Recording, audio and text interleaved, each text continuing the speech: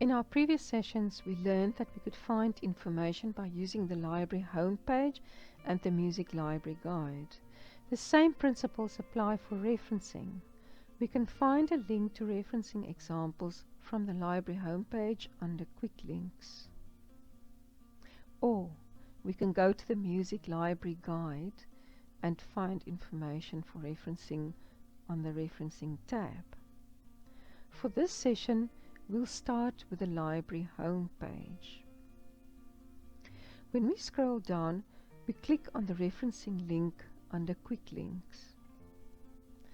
Now for the referencing information, it is important to look at why we need to cite and reference. So by clicking on this link, we will find all the relevant information of why you need to do so. So please take your time and read through this information, as this is very important. We will now go back to this initial referencing page and choose the Harvard A to Z list of examples. This is part of the Find, Access and Use Information Effectively Step-by-Step guide. This step-by-step guide shows the whole research process, as can be seen in the tabs here. This is from when you start choosing your topic until you write up your research, and here we can see that referencing is part of this process. Here is also a drop-down menu with links as seen on the previous page.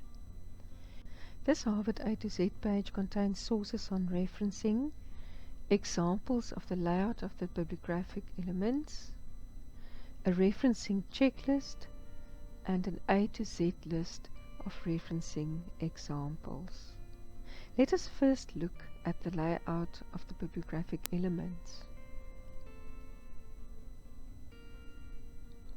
These tabs show different publication types as well as individual elements of a bibliographic record. The first tab shows the layout of a book. We see here the author, the initials of the author, the date of publication, the title in italics and the subtitle in italics, the edition, the volume, place of publication and the publisher. So this is roughly the formula that you will follow. The next tab shows the layout for a chapter in a book.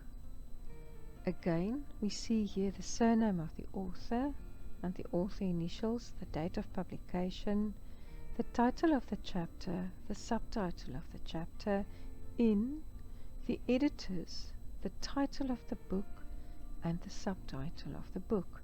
In this case, the title and subtitle of the book will be in italics. Here again the edition information, publication information, followed by the page numbers of the chapter. For the layout of the article again, we see the author followed by the author initials, the date of publication and the title of the article. Next, we write the title of the periodical in italics. Now we write the volume and issue, followed by a colon. Note that there is no space before and after the colon. Then we write the page numbers. With titles, note the use of capital letters. Use capital letters throughout for periodical titles. For book titles, for example, we do not use capital letters throughout. You will find more information on this here at the title and subtitle tab, but we'll come back to that. This is the layout for a website. For internet sources, again, you have the author, the initials of the author, the date of publication, and the title and subtitle in italics. Look at the use of capital letters and lowercase. Next, we have the medium, for example, online in square brackets, followed by the URL and the access date. The access date indicates the date that we viewed the website in square brackets. And here one first writes the year, followed by the month and the day. In the next few tabs, you will note that each individual item of a bibliographic record is treated separately. For example, when we click on the Author tab, we'll see rules for writing the author.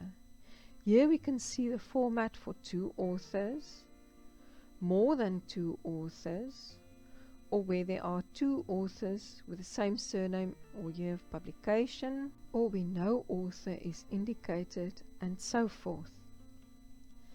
The next tab shows the rules for writing the date. If there is no date, one can use these abbreviations. The title and subtitle. We use the precise wording for the title and subtitle. Again, note the use of capital letters and lowercase. Next, if there is edition information, then we would add the edition information. Sometimes in sources they might not give edition information, then we just omit the edition information.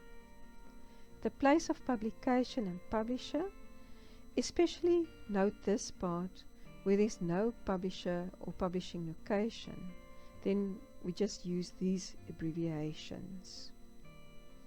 Next we find page numbers, and we would mostly use page numbers for chapters in books or for articles in periodicals. Footnotes in the Harvard style we only use for additional information. Here is some more information about using a citation within a citation or secondary reference. Note the reference list and the order of references. These are all written alphabetically according to author, and here you can look at the rules for compiling a reference list. Often with electronic sources, one would find a digital object identifier which is a unique number for that specific article. So where that's indicated, try and use that.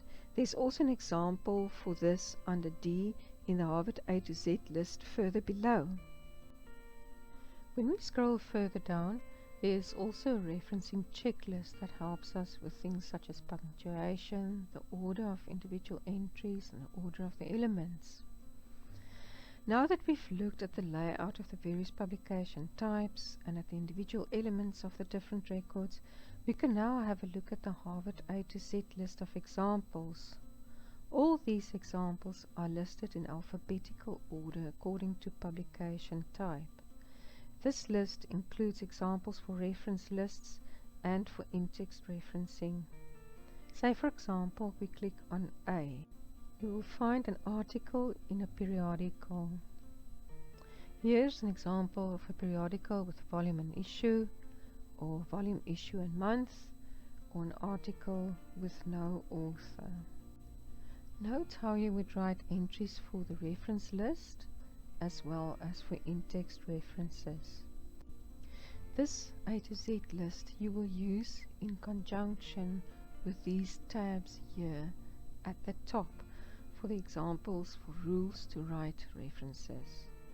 Say for example we want to look at a sound recording, we can click on S in the A to Z list and we scroll down until we find an example for sound recording. When we scroll to the bottom of this box, for example, we will find a link that leads to the top of the page. So whatever the source is called, there is an alphabetical letter for each source. For example, D for dictionary or digital object identifier, E for electronic source or encyclopedia, I for internet source, and so forth. Of course there may be examples not listed here, but if that should be the case, you could just send an email to this address.